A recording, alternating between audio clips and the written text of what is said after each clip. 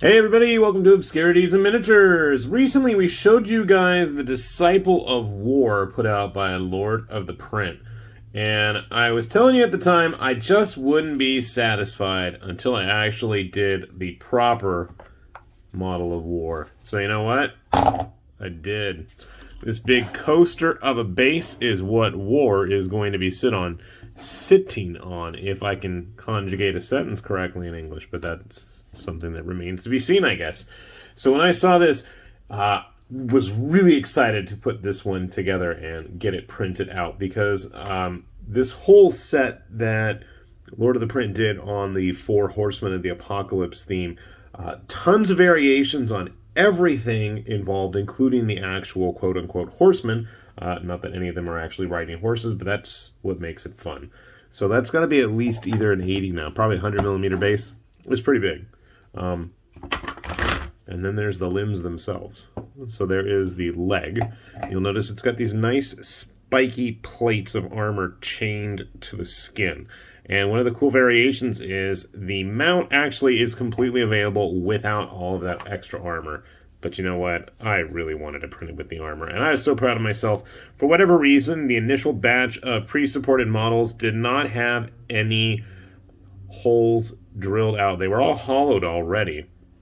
So I had to go in and actually manually do that, and I figured out how, and I was very proud and impressed of myself, because I'd forgotten how. Of course, when I went to print the base, I had totally forgotten about that, and as I was curing it, I was like, oh, we better put some holes in there and get that drained. So thankfully I remembered. Let that be a good bit of advice to everybody, both experts and newcomers to 3D printing. If you hollow things, always double, triple check to make sure you actually have all your parts hollowed. So we have the tail, we have another section of the tail that's going to connect together to the main body. We have a leg, another leg. Again, as I said, all of these armored pieces are available with or without. We got some nice stubby little arms. And then finally we have the main body itself. And again, you can have both a armored or completely unarmored version.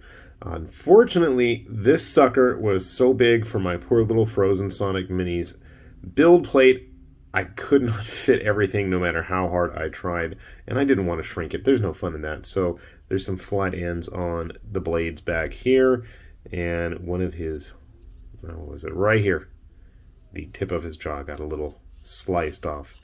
But that's okay. I figured that's a small price to pay, and I'm sure if I didn't mention that to anybody, nobody would have really noticed.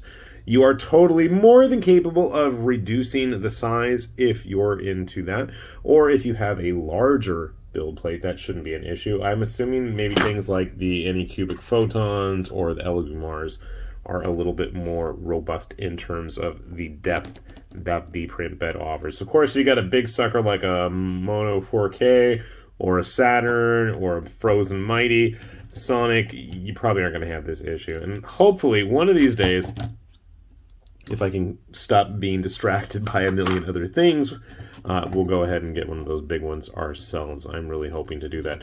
One thing I also forgot to mention is you can't really have a Horseman of the Apocalypse without the actual Horseman. So here is the model for war, and I am impressed and amazed that I got those chains off entirely in one piece. And that says something for the fine folks that do all those pre-supports. And you can see I need to clean him up a little bit better there. I did have a bit of a challenge with the thin straps on his loincloth. I'm not sure what I'm going to do with those. I may just glue it like so, may snip them off completely. It's not going to make a huge impact anyways. Other than that, everything else came out quite nice. I'm assuming, I haven't even attempted to mess around with this yet.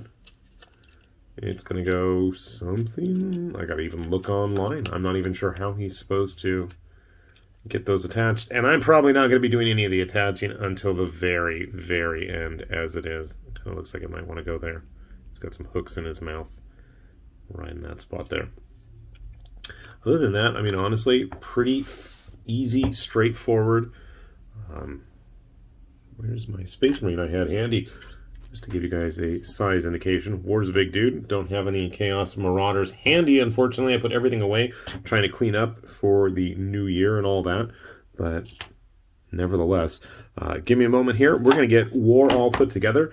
And maybe if I'm lucky, I have some more of the Horsemen. I have the Pestilence guys on the build plate at the moment. And we'll see if we have any more rain, at least here in Southern California. I might be able to get them cured up. Or we'll just have to do another video on them at that point.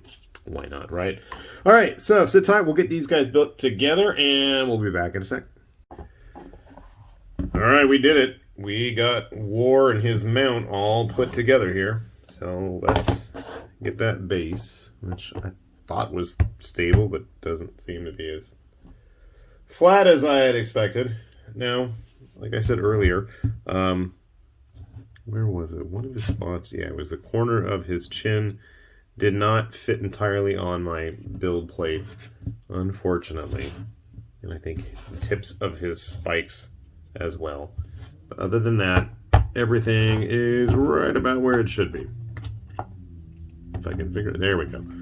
Figure out what direction his feet are supposed to be going in. Let's get that zoomed out a little bit. There we go. So you can see it is a nice, impressive looking beastie.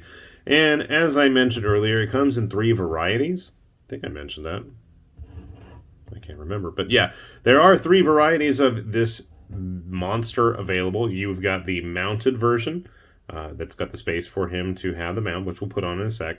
There is just a simple armored version, and then there actually is the unarmored version as well.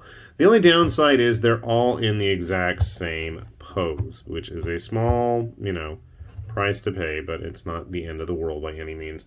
The pose itself is very reminiscent to me of some of the other big monster roaring poses that we've seen from Lord of the Print. I know it feels a little bit like Godzilla with the way his tail's wrapped around, and I want to say one of the Carcadon or whatever they were, the giant sharks, kind of was roaring as well in a similar pose. But, they're all still somewhat different in how they look and how the final model ends up. And unless you're like me and just like collecting and printing all this stuff, I don't think it's going to be that big of an issue. Here is War himself. I still haven't figured out what's going on with those straps down there. But he does quite nicely sit up there, and then we could put his chains to the sides of the head. I'm not 100% certain if I'm going to actually have War up there or not.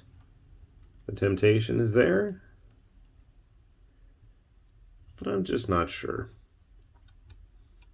Let's see if I can get him stable for a moment.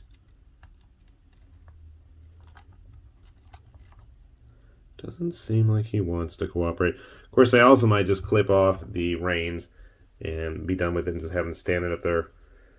Maybe I'll clip off the hand and just put like something else. I'm sure I have a hand that would fit him. But anyway, so just to give you an idea, I also mentioned I was going to print out some of the Cultists. We had like one of the demons over here. The Cultists ended up being a lot bigger than I expected. So here we have one of the goofy little pestilence guys. They're all bald. There were quite a few variations of them. Basic one with his spines all filed down, I guess. Not as big as his demon friend there. But they're big. They're big by any definition. Using the standard GW figure, you can see right here, it's a good head or two taller than him. And then we get into the ones with the cool little helmets. Some have claws, some don't. But then we have the really impressive, the boss man of those dudes.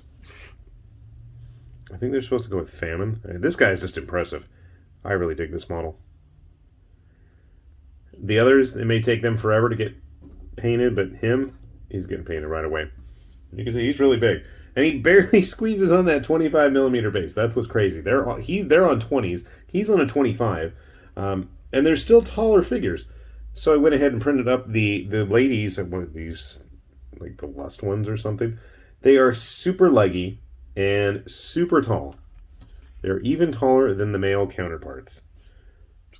I had to print the boss. I don't know where I put the one that gave me off like major 2B vibes. And I'm just going to have to paint her in black and white now. You see, she's even taller than the rest.